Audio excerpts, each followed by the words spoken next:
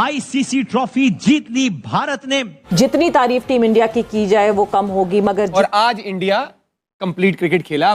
बाकी इनके सारे मैच देख लें, ऐसी पूरे टूर्नामेंट वो क्रिकेट नहीं खेला, राइट। वो अच्छी क्रिकेट खेले और जितना उनको क्रेडिट बनता है कम है। एटलीस्ट जिस तरह का हम फाइनल एक्सपेक्ट कर रहे थे, फाइनल उसी का हुआ। Nerve ranking final. हिंदुस्तान बिल्कुल शेरों की तरह पड़ गई उनको और खा गए न्यूजीलैंड को, और न्यूजीलैंड को बिल्कुल दबोच लिया। अब न्यूजीलैंड को जब ये दबोचा लग गया है, अब इनको गले से पकड़ लिया है हिंदुस्तान ने। मैंने ऐसे छक्के अपनी जिंदगी में नहीं देखे लगते हुए कि बस वो यूं कर रहे थे, वो ऊपर जाके गेंद गिर रही, छतों पे गेंद जा रही है। क्या है ये? That shows the consistency, the quality and the planning behind this.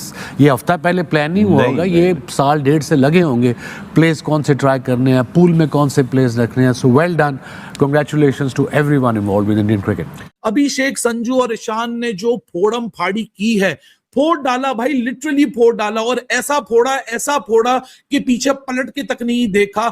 मतलब मारा मारी की भी एक क्लास होती है, एक पागलपंती का भी एक स्टैंडर्ड होता है। ये पागलपंती के स्टैंडर्ड से भी ऊपर के स्टैंडर्ड। इतना जबरदस्त खेला है, इतनी क्लासिक हिटिंग की है उसने कि मजा आ रहा था। बैटिंग कुछ लोग होते हैं ना जो क्लीन हिटिंग कर रहे होते हैं ना, प्रॉपर जो बॉल जहां का है, जिस एरिया का है, मतलब हर किस्म के शॉट उस प्लेयर ने अप्लाई किए, ठीक है ना।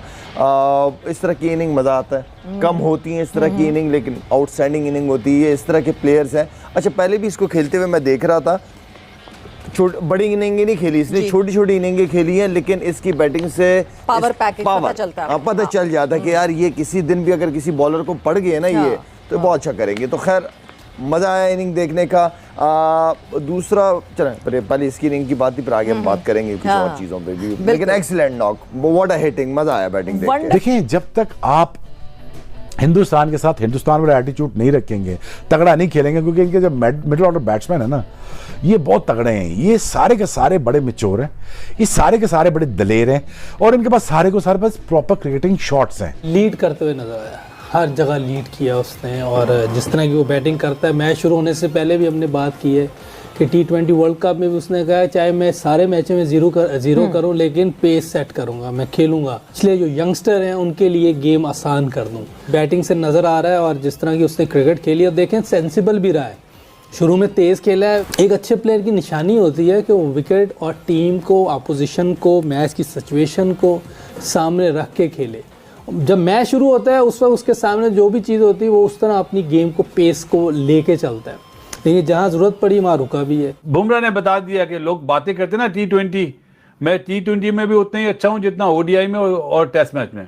But the kind of clean hitting, मतलब बॉलर्स को एक पॉइंट पे समझ नहीं आ रहा था कि करे क्या, इसको रोका कहाँ जाए, कैसे ऑपरेट करते हैं ऐसे प्लेयर्स। जी हाँ, ज़बरदस्त इनिंग देख के मज़ा आया। और इनसे रन्स भी नहीं हो रहे थे, अब जैसा अभी बात की, लेकिन ये वो प्लेयर है जो जब खड़ा हो जाता है तो बड़ी मुश्किल डालता है। और मेरा ख्याल है इस फॉर्मेट का सबसे तगड़ी इनिंग मैं समझता हूँ ये खेली गई है। और भी सेंचुरीज भी हुई, कुछ अच्छे खेले, पर इसने तो कमाल कर दिया। कल इसने वो दिखा दिया कि क्योंकि इससे रन्स नहीं हो रहे थे, जैसे मैंने पहले कहा, तो जहाँ चाहता था वो मार देता था। और एक तरह से मैं कहता हूँ लाठी चार्ज कर दी उसने, और जो है भगा दिया सबको इधर उधर। गेंदें सारी बाहर जा रही थी। बहुत कम होता है इस तरह की इनिंग खेलना, आई थिंक। तो मेरा ख्याल एक्सीलेंट। और ये लग रहा था मुझे कि कुछ ऐसा है, लेकिन वन साइडेड कर दिया। इसमें बैटिंग, फील्डिंग, हर चीज में कल न्यूजीलैंड में कहीं नजर नहीं आया। अगर ये बैटिंग हमारे बच्चों को सीखनी चाहिए कि T20 क्रिकेट ऐसे की जाती है मॉडर्न डे में। ये या तरीका बैटिंग करने का, ये या मैच विनिंग, बड़े मैच में कैसे परफॉर्मेंस की जाती है। और जो आपने बात की है ना बासित भाई, उसमें सबसे ज्यादा जो अमल दखल है ना, वो आपकी डोमेस्टिक क्रिकेट का, आपके सिस्टम का, जो ऐसी परफॉर्मेंस आती है। संजू ने बताया है कि अपने बाजुओं पे यकीन रखो मियां, जो अच्छा है वो अच्छा है। देर हो सकती है परफॉर्मेंस में, अंधेर नहीं हो सकती है। और उसने प्रूव करा कि बिलीव रखो अपने ऊपर, और उसने बिलीव रखा। बिल्कुल ही डिफरेंट रोहित शर्मा के स्टाइल में खेला वो आज यार। उसने सारे बॉलर का लगाया फेटा, इधर रोहित शर्मा ने पहले कहा था घबराना ना, बड़ा लंबा वर्ल्ड कप है, मौका आएगा। हाँ, तो ये देखो बड़े प्लेयर ने बात करी है तो उसमें वजन तो है ना। और संजू ने बता दिया यार कि मतलब बिलीव होना चाहिए। और इन बच्चे जो हमारे अभी खेल रहे हैं अंडर 16, अंडर 19 या फर्स्ट क्लास क्रिकेट खेल रहे हैं, वो बिलीव रखें कि मैं अपनी मेहनत कर रहा हूँ, मेहनत का सिला जरूर मिलेगा। और वो संजू ने बता दिया। इससे बड़ी मिसाल क्या दे सकता हूँ मैं। बासित भाई, जो आज क्रिकेट हुई है, this is the modern day cricket आज खेली गई है। 100%। संजू ने वो परफॉर्मेंस दिखाई है, वो बैटिंग दिखाई है, वो अप्रोच दिखाई है। ऐसे लग रहा था कैलकाटा से ही ना, वो 97 से स्टार्ट किया उसने पहले ओवर में। बराबर है। इस टाइप की उसने बैटिंग शुरू की है।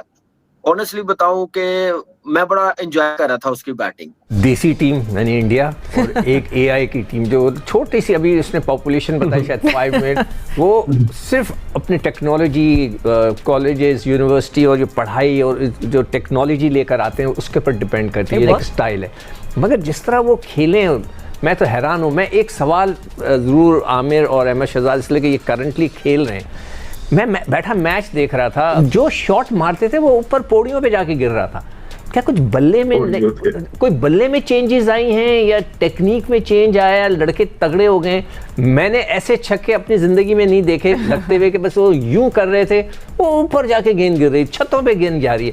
क्या है ये? संजू सैमसन, वो प्लेयर जिसको चांस ही नहीं मिलता भारत के सेटअप के अंदर, उसको इतनी प्रेशर सिचुएशन के अंदर आप लोग लेके आते हैं वर्ल्ड कप के अंदर, और आके वो मिडवे जिस तरह की परफॉर्मेंसेस दे रहा है, नर्व्स चाहिए इस तरह की परफॉर्मेंस देने के लिए, कैरेक्टर चाहिए, डिसिप्लिन चाहिए, बड़ी बड़ी स्ट्रॉन्ग नर्व्स चाहिए। और जो बहुत बड़ी परफॉर्मेंसेस दी हैं संजू ने इन मैचेस के अंदर, वो फिनोमिनल है। और उसके जो जेस्चर्स हैं वो बहुत हम्बल, बहुत अच्छे तरीके के हैं। कि पहले मैच में जब उसने परफॉर्मेंस की तो उसने कहा कि मैंने अपने 2 सीनियर गन्स को ओवर द ईयर्स ये चीज़ भारत के लिए करते हुए देखी है, विराट, रोहित को, और मुझे बड़ा अच्छा लगा कि उनके फुट स्टेप पे चल के मैं उनसे जो सीखा वो मुल्क के लिए डिलीवर कर रहा हूँ। लेकिन जो क्लीन हिटिंग ने की है, उन्होंने बताया कि कितना पोटेंशियल है उनके अंदर और किस पाए कि वो मिडिल के अंदर प्लेयर हैं। जो शॉट्स उन्होंने मारे हैं, जो पोजीशंस में वो आ रहे थे, अच्छे बॉलों को भी वो बाउंड्रियां लगा रहे थे, बॉलर को कहीं का छोड़ते नहीं, कहीं का नहीं छोड़ते हैं।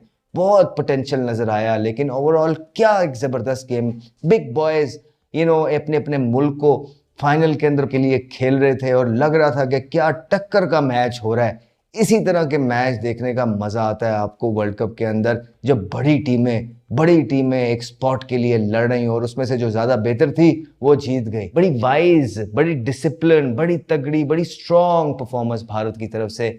और जिस तरह हमने बोला था कि भारत फाइनल खेलेगा, तो यही हुआ, क्योंकि और कोई वजह नहीं है। स्पोर्ट्स पे बात करते हैं और लगता है कि उनकी जो स्पोर्ट्स की, इस क्रिकेट की जो टीम है, वो बड़े अच्छे एक जो है ना मोमेंटम के अंदर है, बड़े अच्छा सिस्टम है, बड़ा रगड़ा और डोमेस्टिक का जो स्ट्रक्चर है उनका अच्छा है। एक प्लेयर को पूरा पॉलिश होने का मौका मिलता है। फिर जब वो आईपीएल के अंदर आता है, इतना क्राउड और इतने बड़े प्लेयर खेल रहे होते हैं, उनके साथ ड्रेसिंग रूम शेयर करके आप प्रेशर के अंदर बहुत कुछ सीखते हो, बहुत सीखने को मिलता है। तो जब आप कंपेटिटिव टूर्नामेंट्स अरेंज करते हैं अपने मुल्क के अंदर और उसमें कंपेटिटिव प्लेयर्स आते हैं, तो आपके प्लेयर्स भी जो हैं, लोकल प्लेयर, वो सीखते हैं। इसी तरह एक लीग जो है वो अपने मुल्क की क्रिकेट को फायदा देती है कि वहाँ पे एक तो कैलिबर ऑफ प्लेयर्स हैं वो बड़े इंपॉर्टेंट हैं कि कौन आ रहे हैं और फिर वो कितने दिल से खेल रहे हैं। ये जब भी आप कंपेटिटिव क्रिकेट खेलते हैं तभी आप कंपेटिटिव प्लेयर्स प्रोड्यूस करते हैं। इसलिए कहते हैं कि मैच विनर को बैक करना चाहिए। ये वही अभिषेक शर्मा है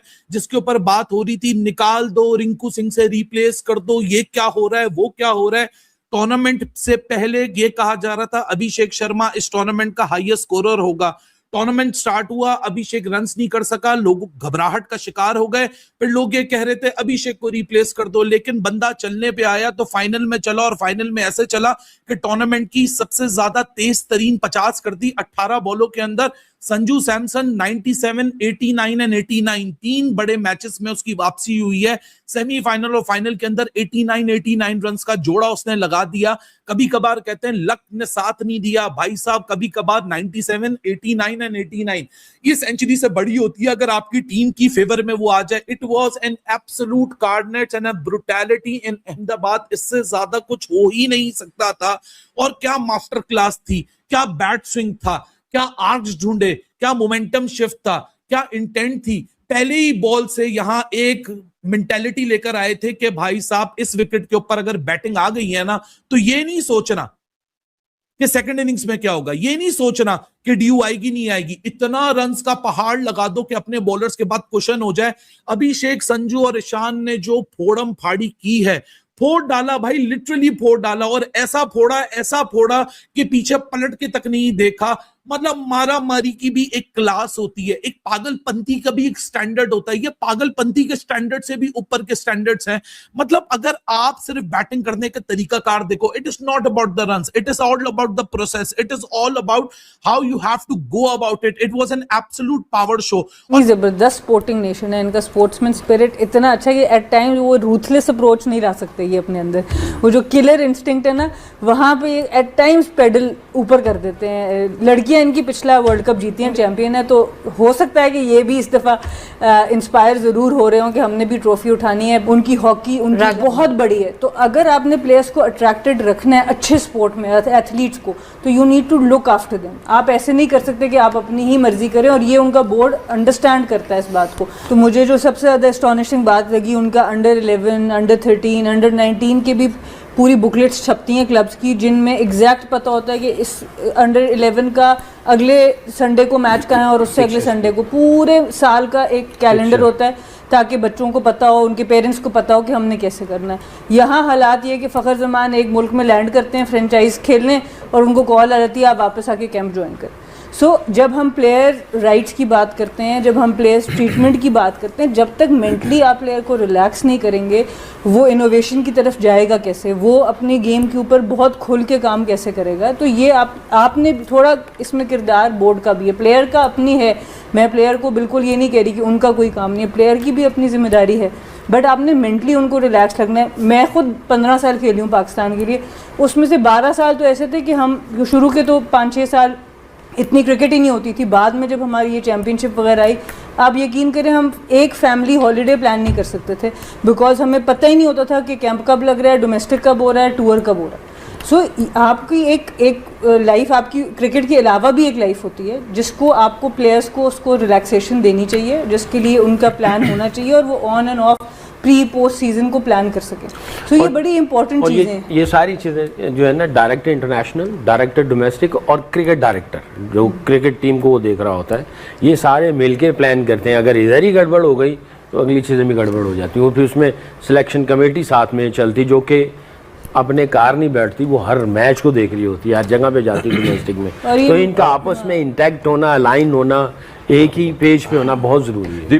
इंडियन टीम को वर्ल्ड कप जीतना जैसे बच्चों का खेल बन गया है, और इंडियन टीम का यही एटीट्यूड तो इन पाकिस्तानियों से देखा नहीं जाता है। और इंडियन टीम जब से चैंपियन बनी है, न्यूजीलैंड को जब से हराई है, तब से इन पाकिस्तानियों के शरीर में बौखलाहट सी मची हुई है कि इंडियन टीम न्यूजीलैंड की टीम को हरा कैसे दी, न्यूजीलैंड की टीम भारतीय टीम से हार कैसे गई। क्योंकि दोस्तों कुछ पाकिस्तानी एक्स क्रिकेटर जैसे मोहम्मद अमीर, तनवीर अहमद जो थे, जो दोस्तों T20 वर्ल्ड कप 2026 से पहले ही भारतीय टीम को लेकर प्रेडिक्शन किया था कि भारतीय टीम नहीं सेमीफाइनल में जाएगा, नहीं फाइनल में जाएगा, नहीं दोस्तों यहाँ पर से T20 वर्ल्ड कप जीतेगा। लेकिन दोस्तों इन पाकिस्तानियों को भारतीय टीम ने, भारतीय प्लेयरों, जसप्रीत बुमराह, अभिषेक शर्मा या फिर दोस्तों यहाँ पर संजू सैमसन, सभी लोगों ने इन पाकिस्तानियों के मुँह पर कालिख पोता है। क्योंकि दोस्तों भारतीय टीम ने T20 वर्ल्ड कप 2026 जीत ली है, और पाकिस्तानी मीडिया, पाकिस्तानी में रोना धोना मचा है। और दोस्तों न्यूजीलैंड की टीम को अहमदाबाद के ग्राउंड में दोस्तों नरेंद्र मोदी स्टेडियम में जिस प्रकार से रौंदा है, इनकी 7 पुस्तकें आज नहीं रखेगी। क्योंकि दोस्तों मैच से पहले ही दोस्तों यहाँ पर से न्यूजीलैंड के कैप्टन दोस्तों मिचेल सेटनर ने इंडियन टीम को लेकर दोस्तों प्रेस कॉन्फ्रेंस किया। प्रेस कॉन्फ्रेंस में इंडियन टीम को ये धमकी दिया था कि जिस प्रकार से वर्ल्ड कप 2023 के फाइनल में इसी ग्राउंड पर पैट कमिंस ने 1,30,000 के क्राउड में इंडियन फैंस को साइलेंट किया था, उसी प्रकार से आज भी इंडियन टीम को हम साइलेंट करेंगे। लेकिन इंडियन टीम ने, इंडियन प्लेयर और इंडियन फैंस ने इस प्रकार से न्यूजीलैंड के ये कैप्टन को पिछवाड़े में डाला है कि इनकी 7 पुस्तकें इंडिया में आकर यहाँ पर से बायलैटरल सीरीज हो, ODI सीरीज हो, टेस्ट खेलना भूल जाएंगे। क्योंकि दोस्तों इंडियन टीम ने दोस्तों यहाँ पर से 2 फाइनल इस न्यूजीलैंड की टीम को हरा चुकी है। इसके बावजूद भी दोस्तों इनके कैप्टन बड़े बड़े फेंकने से बाज नहीं आते हैं। दोस्तों पहले दुबई के ग्राउंड में रोहित शर्मा की कप्तानी में दोस्तों न्यूजीलैंड की टीम ने, इंडियन टीम ने इनको पेला था। दुबई के ग्राउंड पे चैंपियन ट्रॉफी 2025 के फाइनल में इस न्यूजीलैंड की टीम को इतनी बुरी तरीके से हरा था, उस फाइनल को जीतकर दोस्तों इंडियन चैंपियन बनी थी। अब इस बार की T20 वर्ल्ड कप 2026 में अहमदाबाद के ग्राउंड में दोस्तों इन न्यूजीलैंडियों को पेला है। जिस प्रकार से इंडियन टीम की परफॉर्मेंस आई है, जितनी भी तारीफ किया जाए उतना ही कम है, क्योंकि दोस्तों जब से रोहित शर्मा की कप्तानी से इंडियन टीम ने दोस्तों यहाँ पर से ICC टूर्नामेंट जीतना चालू की है, उसके बाद तो इंडियन टीम दोस्तों यहाँ पर से रुकने का नाम ही नहीं ले रही है। और इस प्रकार से इंडियन टीम जीत रही है कि जैसे गली मोहल्ले के क्रिकेट खेल कर आती है, 1-2 छक्के इधर 1-2 विकेट इधर से लेकर जाती है और इंडियन टीम चैंपियन बन जाती है। क्योंकि दोस्तों जब से रोहित शर्मा ने 2024 की वर्ल्ड कप जिताई है, उसके बाद दोस्तों चैंपियन ट्रॉफी जिताई, उसके बाद इंडियन टीम यंग टैलेंटों ने एशिया कप जीता, अब दोस्तों यहाँ पर से वुमेन्स ने दोस्तों वर्ल्ड कप जीता, वुमेन्स ODI वर्ल्ड कप जीता, उसके बाद दोस्तों अभी यहाँ पर से T20 वर्ल्ड कप 2026 में भारतीय टीम अपने नाम कर चुकी है। और भारतीय टीम ऐसा पहली टीम बन चुकी है दोस्तों बैक टू बैक दोस्तों यहाँ पर से 3 दोस्तों यहाँ पर से T20 वर्ल्ड कप हासिल कर चुकी है और 2 बैक टू बैक की है भारतीय टीम ने दोस्तों, हिस्ट्री क्रिएट कर दी है बैक टू बैक दोस्तों चैंपियन बनने का। इसी कारण से तो पाकिस्तानी मीडिया पाकिस्तानी एक्स क्रिकेटरों में रोना धोना मचा है और कुछ पाकिस्तानी एक्स क्रिकेटरों हैं जो दोस्तों वो खुद ही कह रहे हैं कि इंडियन टीम को बराबरी करो, जलो मत इंडियन टीम से।